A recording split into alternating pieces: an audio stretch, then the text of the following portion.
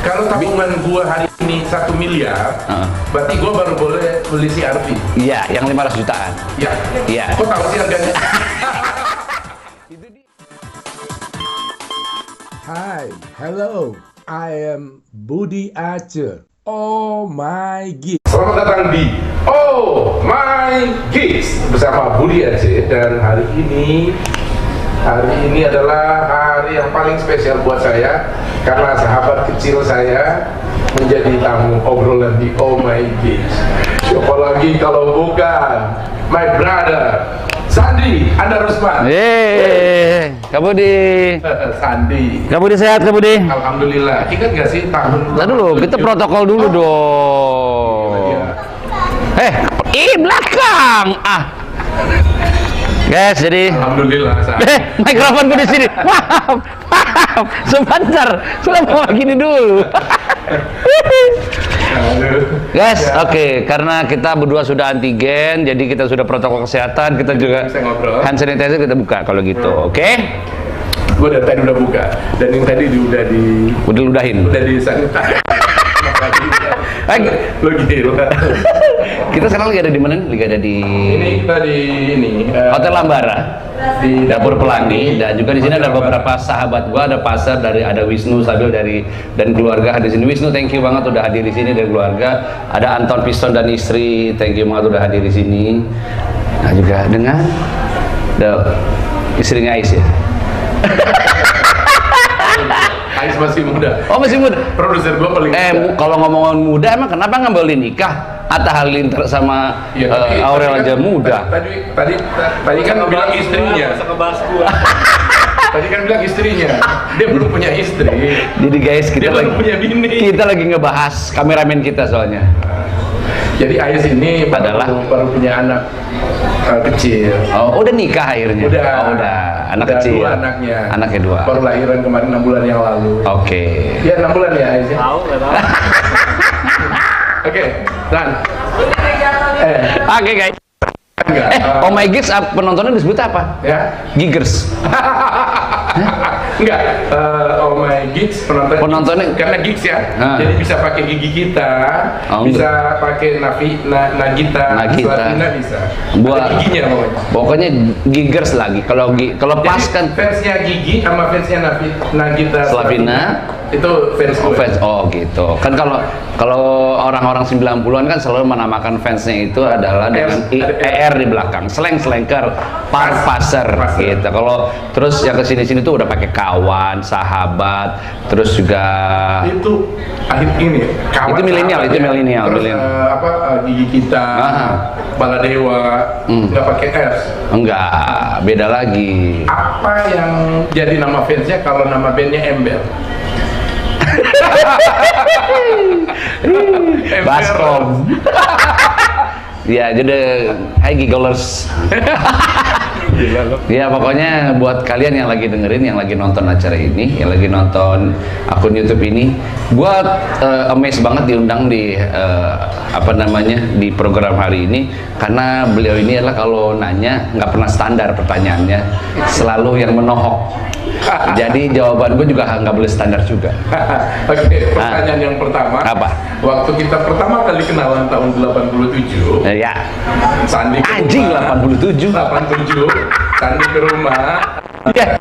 Gua ke rumah Sandi. Yes. Di Condet.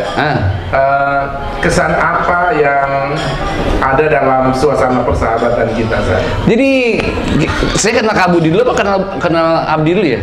Abdi ya? Abdi lah ya, Abdi ya. ya. Abdi dulu ya. No way. Kamu dulu ya? Abdi dulu, Abdi. Abdi dulu. Jadi saya itu 87 Abdi dulu. Saya itu ngeband dengan Abdi Negara, Abdi Slang sekarang. Tahun 87 memainkan lagu-lagu 90-an, top 40 90-an kayak Skid Row, kemudian juga White Lion, dan lain-lain lah ya. Dan kemudian kenal dengan Kak Budi. Dan saya main ke rumah Kak Budi, kemudian beliau ini adalah anak seorang anggota DPR yang menurut saya tidak seperti anggota DPR pada umumnya. Saya main ke rumahnya dia. Maksud lu bokap gua nggak punya mobil. Yes. Naik Gojek. Jadi gua ke rumah lu, rumahnya standar, nggak diapa-apain, mobilnya juga Jimny. Bukan. Apa itu ya itu? Apa? Suzuki Jimny kan? Bukan Suzuki. Ya kalau Terungtung. Suzuki yang minibus itu. Oh, Carry. Jadi emang nggak heran kalau ternyata anak-anaknya seperti ini. Mereka merayat dan mereka tahu apa yang mesti di kacamatanya banyak banget, kacamata seorang jurnalis, kacamata seorang yang ekonomi atas bawah, mereka tahu cara mandangnya gitu. Jadi pernah susah, pernah seneng gitu. Dan guys, Sandi udah kasih testimoni dikit tentang gue.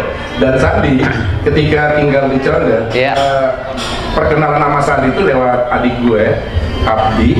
Tapi kesan gue bukan di musik itu justru. Apa tuh? Begitu nyampe ke studio di Condet, di kediamannya Sandi. Jadi Sandi punya studio musik namanya Nurul Mubin Studio. Disingkatnya adalah kerennya NMS. Yang kemudian akhirnya jadi nama band ya. Yes. Nah, kesan gua ketika nyampe di sana adalah ada dua hal. Apa? Satu Kandang monyet. Yes, karena kandang monyet itu adalah bokap gue adalah pengusaha monyet, eksportir monyet. Makanya di tempat gue itu disebutnya kandang monyet. Daerahnya kandang monyet. Jadi buat kalian orang Condet nggak tahu kandang monyet, kalian nggak Condet. Wajib. Berarti kalian nggak kenal Condet. Tapi di Condet itu yang pertama. Yang kedua adalah penduduk di sekitar itu mengenal keluarga Sandi itu sebagai keluarga yang religius. Ya. Keluarga religius, pengusaha eksportir monyet. Tapi begini nih tongkrongan anaknya sekarang. Dari tahun 87 gondrong sampai hari ini cepak-cepak bergembira. Kalau ngomongnya soal religius sebenarnya panjang banget nih, nggak cukup satu program. Enggak, itu justru lu harus cerita singkat padat karena benang merah Sandi hari ini itu justru dari situ, dari dua hal itu. Kalau tadi gue bilang keluarganya Kak Budi dan Abdi itu adalah keluarga anggota DPR, politisi yang dia bisa kaya kalau dia mau, tapi dia tidak mau melakukan hal itu. Nggak pernah.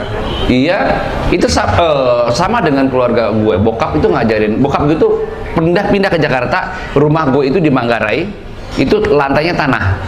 Serius? Lantainya tanah, kita tidur lantai tanah. Gue makan deng-deng itu belum tentu sebulan sekali.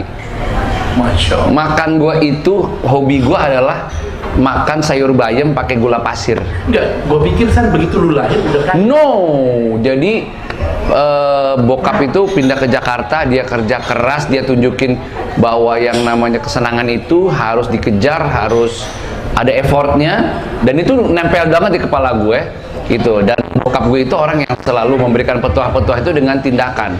Jangan pernah beli satu Mercy kalau lo belum sanggup beli 2 Mercy. Itu beda dengan anak sekarang. Jangan pernah beli satu Mercy kalau lu belum bisa beli 2 Mercy. Yes. Artinya lu harus punya tabungan sebanyak yang lu mau keluarin.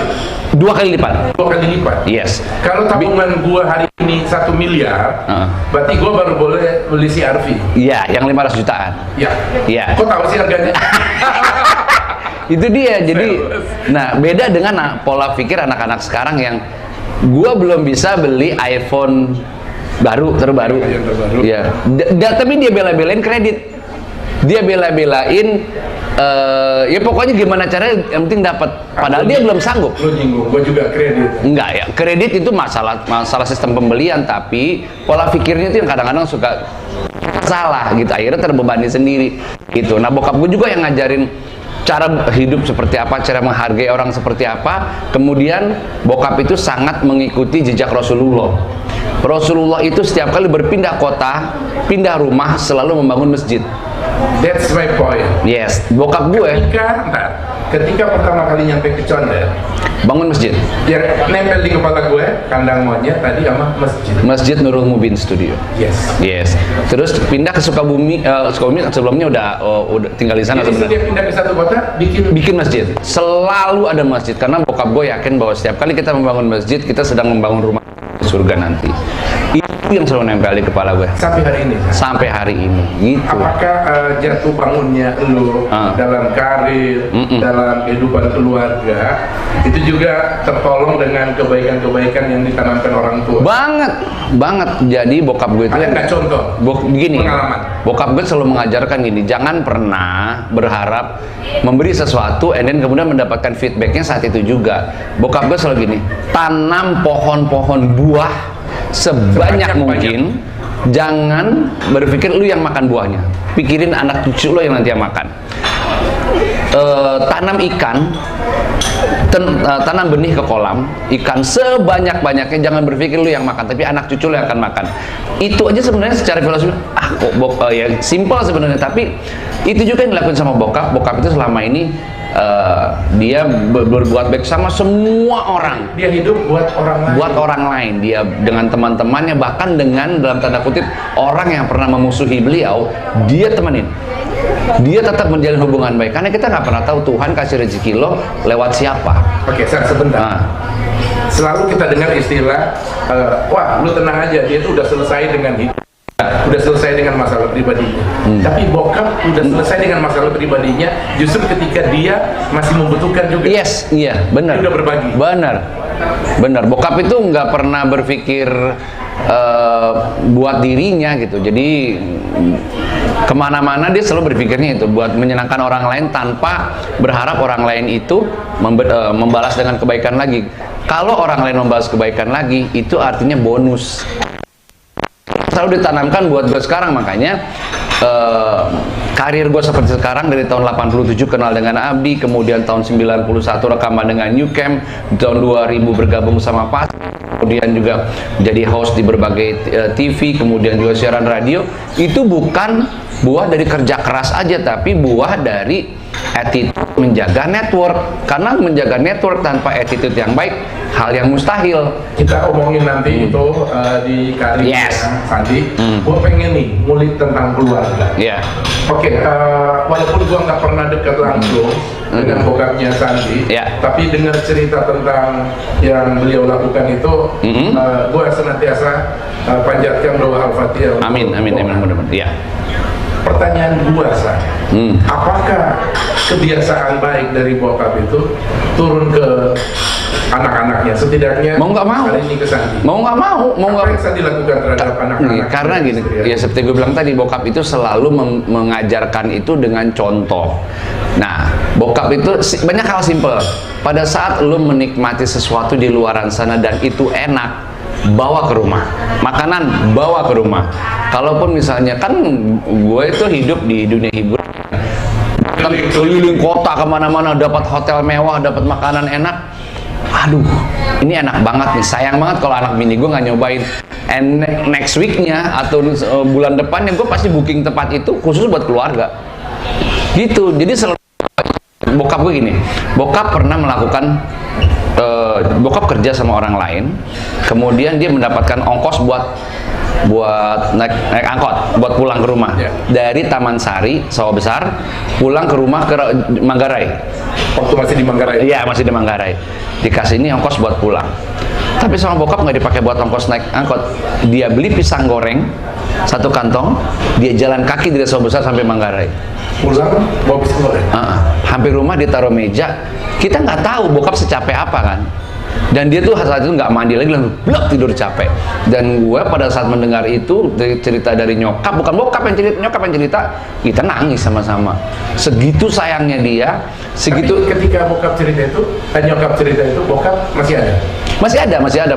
Tapi bokap tuh nggak pernah mau cerita hal itu gitu, nggak pernah mau cerita. Artinya gini, kebaikan dia tuh nggak pernah diumbar. Nggak pernah, dia nggak pernah.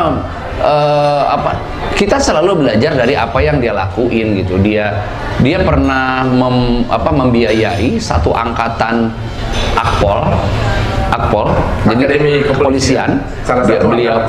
Satu angkatan Kalau nggak salah itu angkatannya Pak Budi Gunawan yang sekarang Kepala BIN ya. Iya. Angkatan Devia Cita, bokap tuh ya beberapa hampir banyak semua lah pada saat mau ke ada yang secapa ke PT IKA dan lain-lain itu sering ke rumah dan akhirnya hubungan kita dengan semua itu baik itu. Iya. Malah mereka udah banyak udah jadi Kapolda. Gue pernah buktiin sama Sandi. Iya. Kita Yes. yang Kapolda ya. Yes, Kapolda yang di Gorontalo. No. Di Palu ya, Palu. Yes, di Palu, benar. Karena kita nggak kasih tahu kan sama beliau bahwa kita akan datang, dan ternyata pada saat di panggung, "Yuh, Bang Lukman." Itu adalah anak beliau gitu, salah satu anak beliau Iya, juga. artinya ya itu dan bokap Iya. nggak pernah Enggak. cerita. Iya. Gitu. Pokoknya bokap pada saat mau meninggal tuh jangan pernah memutuskan tali silaturahim dengan siapapun. Jaringan yang bukan jaringan, bokap selalu bilangnya adalah saudara-saudara yang papa bentuk itu tetap jaga hubungan itu, datangi mereka gitu. Sampai hari ini. Sampai hari ini, alhamdulillah. Oke, Sandi terhadap istri sama anak-anak.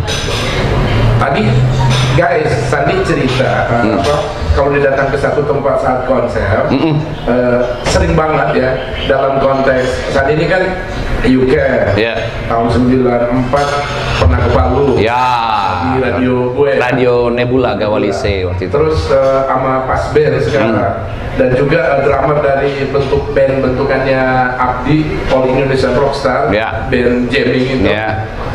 Saya kebetulan manajernya, sering ikut temenin mereka jalan ke seluruh Indonesia, dan setiap kota yang kita kunjungi sekali, dan Sandi belum pernah ngajak istrinya, dia bilang, "Kak Budi, nanti kalau kita kesini lagi kayaknya bini gua mesti kesini." Dan guys, itu ada beberapa kota Sandi ngajak bininya, dan itu omongan yang gua dengar. Dan akhirnya ke kota itu Sandi bilang, "Kak Budi, saya pengen ngajak istri saya." Wow, ini omongan berapa bulan yang lalu itu di istri Sandi pernah ke Palu, ya kan? Yes, karena gini, saya itu berkomitmen dengan istri saya, karena kebetulan saya punya anak 3 nih, dan saya masih kecil-kecil, anak-anak saya itu, anak kedua dan ketiga, kebetulan saya itu kan, yang pertama kan broken home ya, karena divorce, kemudian saya kehilangan banyak momen dengan anak pertama ini. Dia besar, kadang ke neneknya, ke saya, ke mama, jadi emang banyak momen yang saya hilang banget sama dia. Saya banyak manggung, momen kebersamaan, momen yang cuma sekedar ngobrol bareng, cuma sekedar berenang bareng, cuma sekedar tidur sama-sama tuh hilang momen itu. Dan pada saat anak kedua dan ketiga, saya bilang sama istri saya nggak mau kehilangan lagi waktu dengan mereka seperti saya kehilangan waktu dengan anak pertama saya, dengan Cirani gitu. Dan akhirnya pokoknya kalau saya manggung, kemanapun saya manggung, mereka bisa ikut, kita ajak. Masalah sekolah itu nomor. Hi, hello, I am Budi Aceh. Oh my God.